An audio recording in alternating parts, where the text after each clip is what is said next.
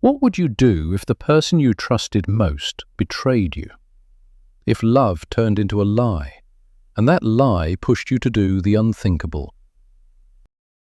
This is the story of Edward, Connie, and the storm that destroyed their perfect life. Edward Sumner was a man most people would envy.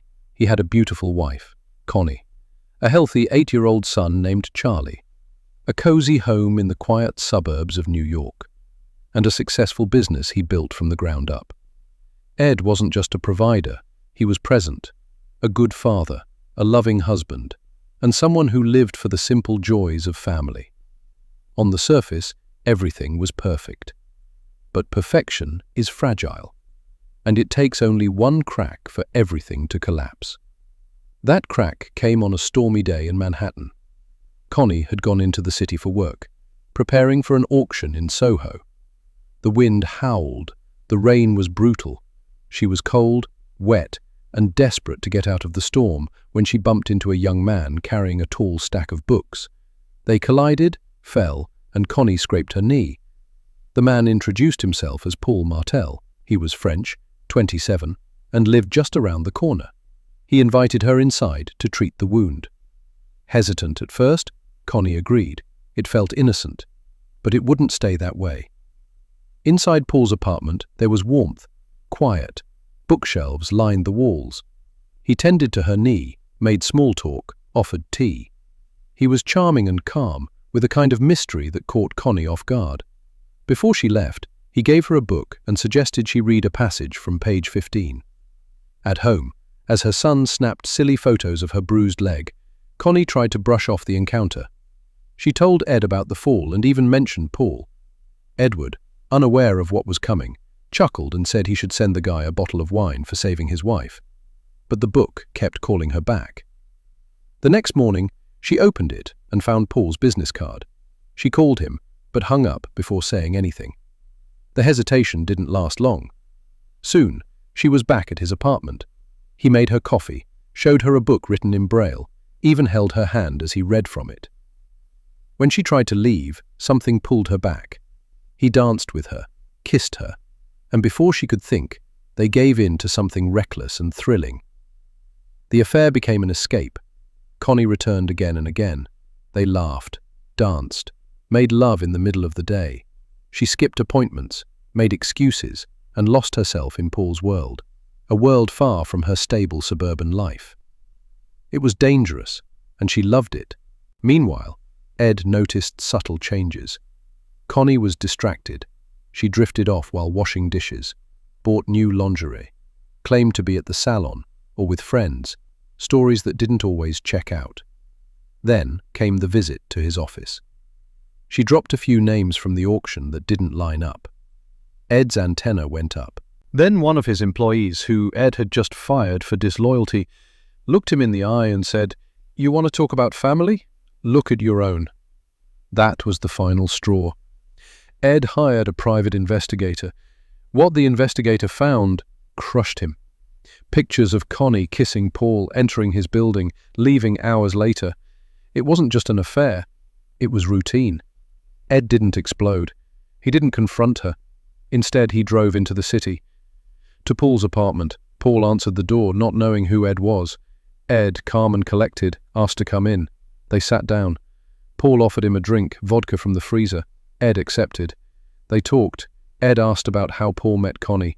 Paul answered honestly, even fondly. Then Paul mentioned the snow globe sitting nearby, something Connie had given him. But Ed recognized it instantly. It wasn't just a snow globe. It was the one he had given Connie. A music box hidden inside, with a secret compartment that held a family photo and a handwritten note, "To my beautiful wife, the best part of every day." Ed stared at the globe, at Paul, at the apartment where his wife had been with this man. Paul casually joked that the city was more exciting than the suburbs. Maybe he didn't mean harm, but every word was a knife to Ed's chest. He felt humiliated, replaced, heartbroken. The life he built, the love he gave, it had been passed on like nothing. Then something inside him snapped. Ed stood up, said he felt sick. Paul offered water, but Ed wasn't hearing him anymore. His hands were shaking. His eyes were filled with rage and sorrow. He picked up the snow globe and slammed it into Paul's head. Blood splattered.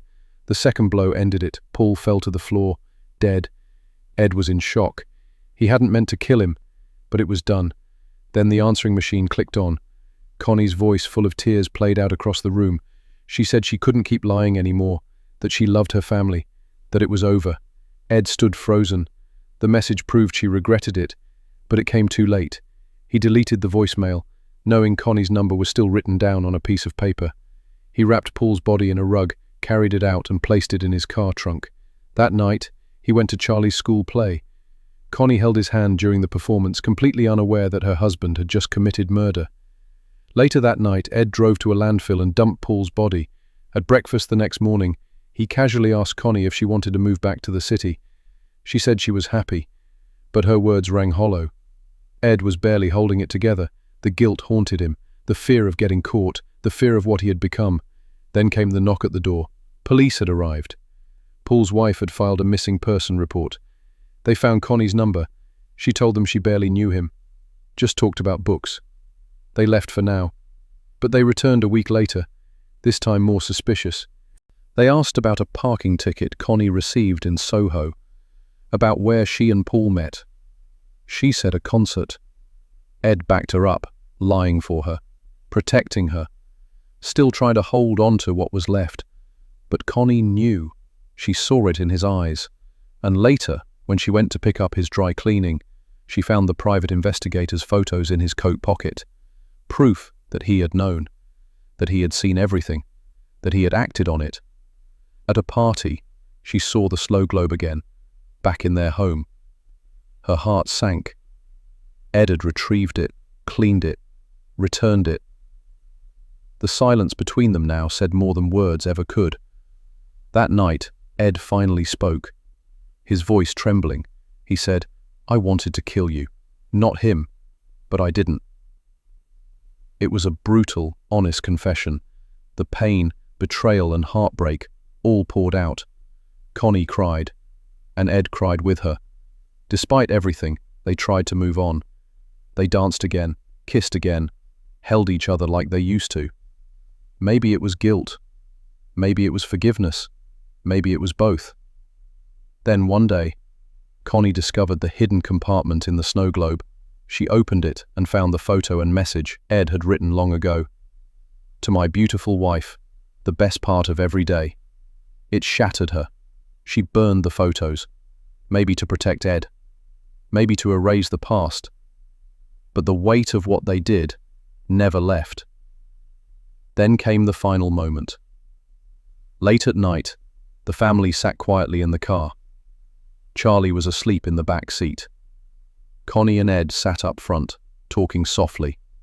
She suggested they sell everything, change their names, and move to Mexico. They smiled, half joking, half hoping. Maybe they could escape it all. But then the camera pulls back. They're parked outside a police station. The traffic light turns green. But Ed doesn't drive. And maybe this is where their story ends. Like what you saw? Then don't forget to like, comment and subscribe.